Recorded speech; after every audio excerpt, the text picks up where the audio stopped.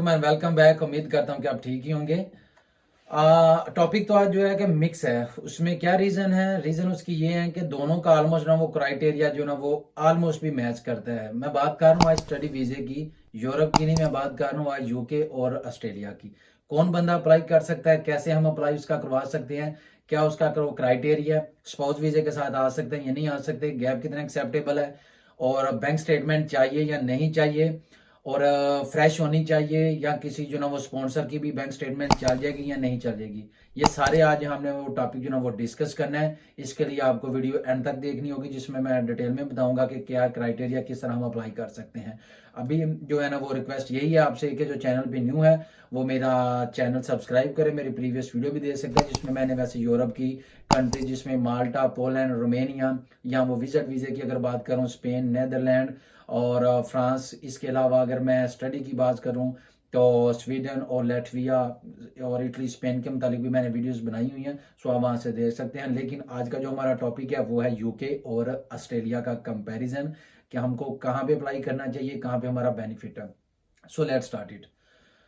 First of all तो मैं बात करूं यहाँ पे जो मिनिमम क्वालिफिकेशन होगी, ऑफ कोर्स इंटरमीडिएट लेवल पे है, ठीक है, इंटरमीडिएट लेवल है। लेकिन अगर ऑफ कोर्स अगर आपने बैचलर किया हुआ है या मास्टर किया हुआ है, पहले मैं स्टेप में डिस्कस करूंगा यूके को।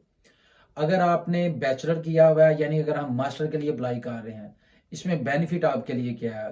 क्योंकि मास्टर यहाँ पे यहाँ तो 1 साल का होता है या 2 साल के होते हैं, एक तो ये हो गया।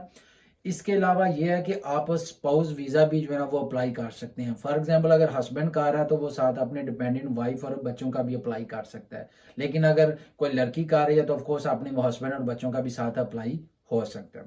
एक चीज हो गई। सेकंड, इसमें जो बेनिफिट है वो ये है कि यहाँ पे जो है ना वो आप बैंक स्टेटमेंट जो ना वो आपकी फ्रेश भी एक्सेप्टेबल है।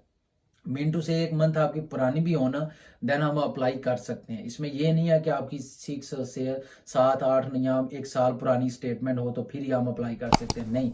हम अगर फ्रेश भी, यानी 1 मंथ आपकी ओल्ड भी है, 2 मंथ या 3 मंथ है, फिर भी हम अप्लाई कर सकते हैं। तो इसमें दो तीसरी चीज़ है, तीसरी इसमें चीज़ ये है कि विद और विदाउट आइल्स दोनों ऑप्शन जो है ना वो अवेलेबल है। और इसमें जो है अगर मैं बात करूं कि क्राइटेरिया स्पेशली क्या है, गैप के इसमें क्या है, गैप यहाँ पे जो है ना वो 5 जो ना वो 4 5 की रेंज तक वो जो ना एक्सेप्टेबल है, यहाँ पे वो एक्सेप्ट होगा और आप ये अप्लाई कर सकते हैं, एडमिशन ले सकते हैं, इसके साथ आप वीज़ा ले सकते हैं, जैसे कि मैंने बताया है। इसके अलावा अगर मैं बात करूं आयल्स की, आयल्स पे यहाँ पे जो है ना वो 6.5 और 6 जो है ना वो ईच मॉड्यूल में ये भी एक्सेप्टेबल है। इसके अलावा कुछ कोर्सेज हैं जिसमें अगर मैं मैनेजमेंट की बात करूं, हेल्थ मैनेजमेंट की बात करूं, या मैं बिजनेस की बात करूं तो 5.5 और 5 भी जो ना वो एक्सेप्टेबल है। लेकिन वो डिपेंड करेगा आपकी प्रोफाइल के ऊपर।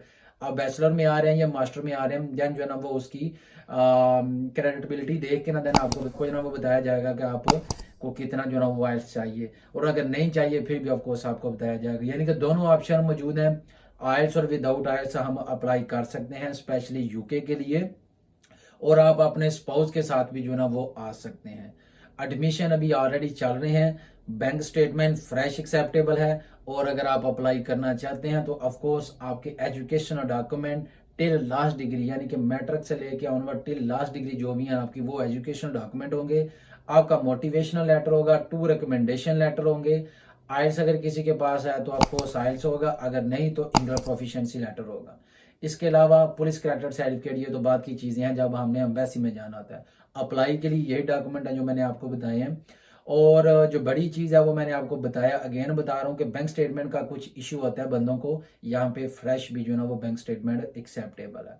मजे वाली बात वही कि यहाँ पे आप अपने स्पाउस वीजे के साथ भी आ सकते हैं और हम अप्लाई करवा सकते हैं आपका। लेकिन उसमें ये है, अगर मैं बात करूं फॉर एग्जांपल जो मंथली किस तरह वो जो है ना वो काउंट होता है कि बैंक स्टेटमेंट कितनी होनी चाहिए, 1350 1400 जो है ना वो पाउंड तक 1 मंथ का जहाँ पे रहने सहने का सारा कुछ होता है। इसको आपने 1 ईयर्स के साथ, या अगर 2 ईयर्स की डिग्री प्रोग्राम तो उसके साथ आपने देख लेना है कि 24 जो है ना वो मंथ बन रहे हैं तो कितनी हमारी बैंक स्टेटमेंट होनी चाहिए। ऑलमोस्ट अगर पाकिस्तानी की करेंसी की बात करूं तो 20 22 लाख की होगी, इंडियन की बात करूं तो 17 8 लाख की होगी, 17 से 18 लाख की होगी इंडियन करेंसी में अगर मैं बात करूं तो। और इसमें ये है कि अगर डिपेंडेंट है तो उसकी इतनी नहीं होगी, उसकी जो ना वो आप समझें कि थोड़ी सी लेस होगी। फॉर एग्जांपल अगर आपका 1300 है ना, तो उसकी आपने जो ना वो 800 पाउंड के लिहाज से, 1000 पाउंड के लिहाज से जो ना वो अपने शो ऑफ करवानी है, और उसका भी जो है ना वो फाइल साथ ही आपके अप्लाई हो सकते हैं और वीज़ा ले सकते हैं। यूके की मैं बात कर रहा हूँ। अब इसके साथ हम बात करेंगे कि ऑस्ट्रेलिया में जो डिफरेंट है, मेन चीज डॉक्यूमेंट तो सारे ऑलमोस्ट आपके यही हैं, लेकिन ऑस्ट्रेलिया में ये है कि आपकी बैंक स्टेटमेंट जो है ना वो आपके फर्स्ट ब्लड की भी चल जाएगी, यानी आपका मामू फूफा फूफी चाचा चाची कुछ भी जो आपका बहन भाई है ना, उनकी भी बैंक स्टेटमेंट आपके लिए एक्सेप्टेबल है। कितनी चाहिए? वो भी 20 से 22 लाख, और इंडियन करेंसी में बात करूं तो 17-18 लाख की जो है ना वो एक्सेप्टेबल है। यहाँ पे ये है कि स्पॉन्सर की बैंक स्टेटमेंट वो चल जाएगी, बाकी ऑलमोस्ट रिक्वायरमेंट सारी सेम है। अगर मैं आइल्स की बात करूं तो ऑफ कोर्स वो भी सेम।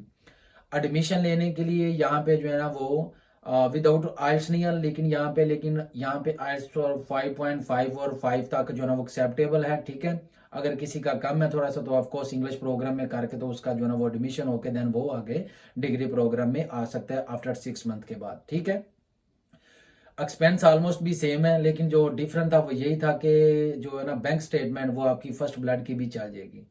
आई होप सो कि आपके पॉइंट क्लियर हो गए होंगे दोनों कंट्रीज को लेकर। अगर आपका कोई क्वेश्चन है जो आपको नहीं सही से पता चला, सो प्लीज आप कमेंट बॉक्स में आस्क कर सकते हैं। अभी तक के लिए मुझे इजाजत दीजिएगा, दुआओं में याद रखना। अल्लाह हाफिज।